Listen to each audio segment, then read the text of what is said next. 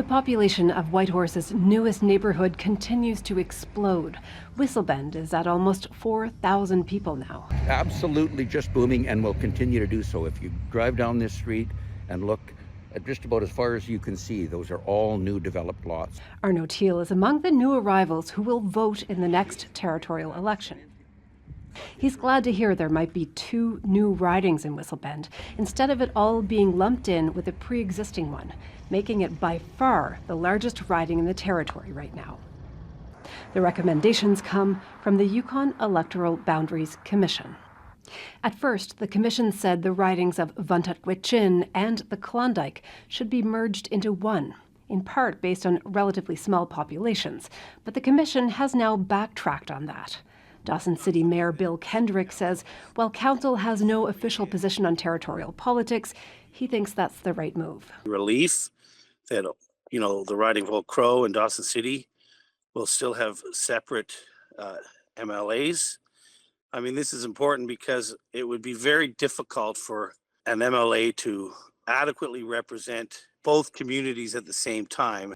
Commission Chair and Chief Justice Suzanne Duncan says part of effective representation is also taking into account things like geography, community history, community interest, minority representation, and so on. When we reflect all of those factors in more detail, that's why we came up with the proposed changes.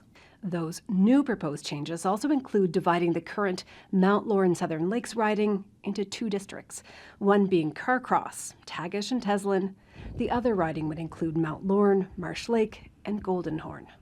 Former legislative clerk Floyd McCormack is curious to see what happens politically. He notes the last time changes were recommended, they were not accepted by the Liberal territorial government. If they were to vote against the recommendations again and leave us again with the same electoral districts that we've had since 2000 and, that first came in 2008, it would be a debacle. I mean, those electoral districts are no longer fit for purpose. Something has to be done about them. And the problem being that they started this process so late that they don't really have a lot of options. For now, the public is still welcome to weigh in on the proposed electoral boundary changes. The deadline for public submissions is September 27th.